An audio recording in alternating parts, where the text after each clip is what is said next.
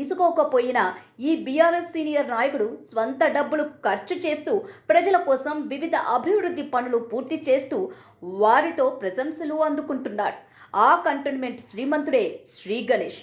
ఇక వివరాల్లోకి వెళ్తే తాము సమస్యలతో ఇబ్బందులు పడుతున్నామని, సమస్యలు పరిష్కరించాలని శ్రీ గణేష్ దృష్టికి తీసుకెళ్తే చాలు లక్షలాది రూపాయల వ్యయంతో వివిధ అభివృద్ధి పనులు చేపడుతున్నారు. ఇక అదేవిధంగా పలు సేవా కార్యక్రమాలు చేస్తూ ఆపన్నహస్తం అందజేస్తున్నారు.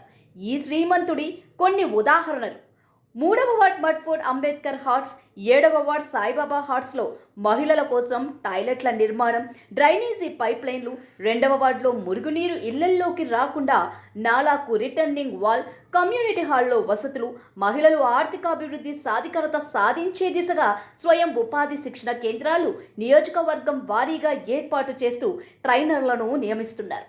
ఉచితంగా కుట్టు మిషన్లు, విద్యార్థులకు నోట్బుక్స్, స్టేషనరీ అందిస్తున్నారు. ఇక కరోనా విపత్కర పరిస్థితుల్లో రసాయనాల స్ప్రే, బొల్లారం హాస్పిటల్లో కోవిడ్ పేషెంట్స్ కోసం భారీ విరాళం. ఇలా చెప్పుకుంటూ పోతే ఎన్ని మంచి పనులు ఉన్నాయి. ఈ శ్రీమంతుడు కంటోన్మెంట్ ప్రజలకు అండగా ఉండాలని, మరిన్ని అభివృద్ధి పనులు, సేవలు అందచేయాలని మనం కోరుకుందాం.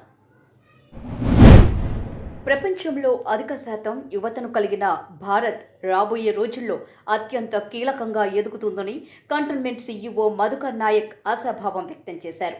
తెలంగాణ ఖనిజాభివృద్ధి సంస్థ చైర్మన్ మన్నె క్రిషాంక్ ఆధ్వర్యంలో మడ్ఫోర్డ్ ప్రభుత్వ పాఠశాల ఆవరణలో ఏర్పాటు చేసిన జాబ్ మేళాకు ఆయన ముఖ్య అతిథిగా హాజరై ప్రారంభించారు. ఈ సందర్భంగా సీఈఓ మాట్లాడుతూ దేశంలో యువత పెద్ద సంఖ్యలో ఉందని, వారిలోని నైపుణ్యాలను గుర్తించి తగిన అవకాశాలు కల్పించాల్సిన అవసరం ఎంతైనా ఉందన్నారు. ఈ మేరకు మన్నె క్రిషాంక్ ప్రత్యేక చొరవ తీసుకుని 115 కంపెనీల ద్వారా జాబ్ మేళా నిర్వహించడం అభినందనీయమన్నారు. భవిష్యత్తులో ఇలాంటి జాబ్ మేళాలు మరిన్ని ఏర్పాటు చేయాలన్నారు.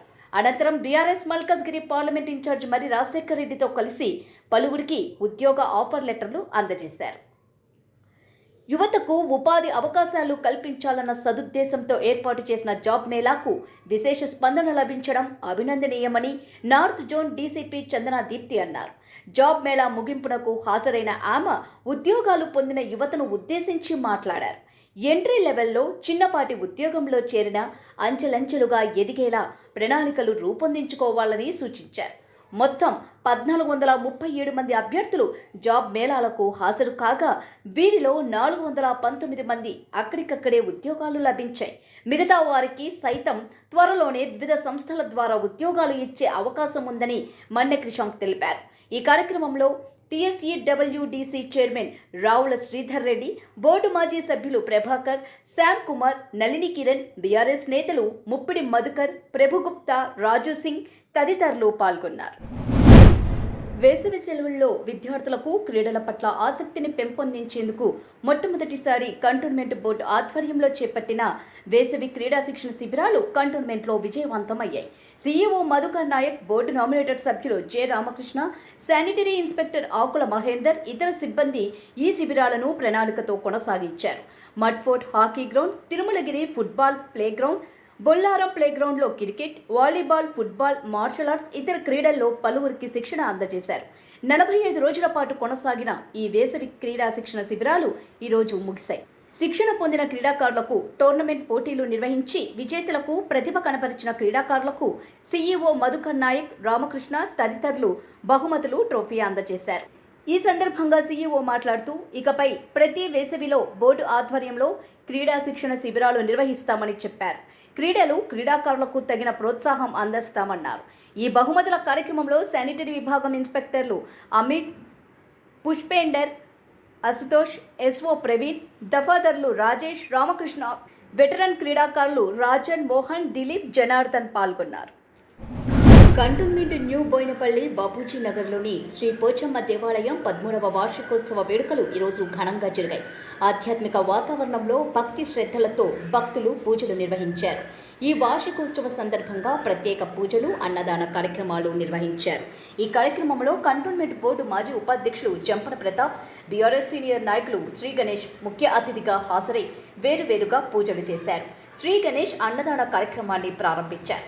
ఆలయ కమిటీ సభ్యులు శంకర్, రాము, సంపత్, రాజు తదితరులు జంపన ప్రతాప్, శ్రీ గణేష్లను సాలువాతో ఘనంగా సన్మానించారు.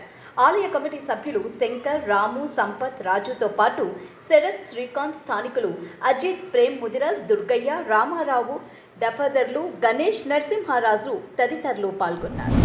ఆర్టీసీ ఉద్యోగుల సంస్థ అభివృద్ధి మరింత కృషి చేయాలని సికింద్రాబాద్ రీజనల్ ట్రాన్స్పోర్ట్ అధికారి శ్రీనివాస్ రెడ్డి అన్నారు. Cantonment depot manager L Rammohan ఆధ్వర్యంలో డిపో ఆవరణలో ఏర్పాటు చేసిన కాలనీ బస్ ఆఫీసర్ కార్యక్రమానికి ఆయన ముఖ్య అతిథిగా హాజరయ్యారు. ఈ సందర్భంగా ఆర్టీఓ మాట్లాడుతూ పోటీ తీవ్రంగా ఉన్నప్పటికీ రవాణా రంగంలో ప్రభుత్వ రంగం సంస్థ అయిన ఆర్టీసీదే అగ్రస్థానమన్నారు. ప్రయాణికులకు మెరుగైన సేవలు అందిస్తూ సంస్థ ఆదాయాన్ని పెంచేందుకు ఉద్యోగులు కృషి చేయాలన్నారు. ఆర్టీసీ ఎండీ సజ్జనార్ ప్రత్యేక చొరవతో చేపట్టిన కాలనీ బస్ ఆఫీసర్ కార్యక్రమాన్ని విజయవంతం చేయాలన్నారు.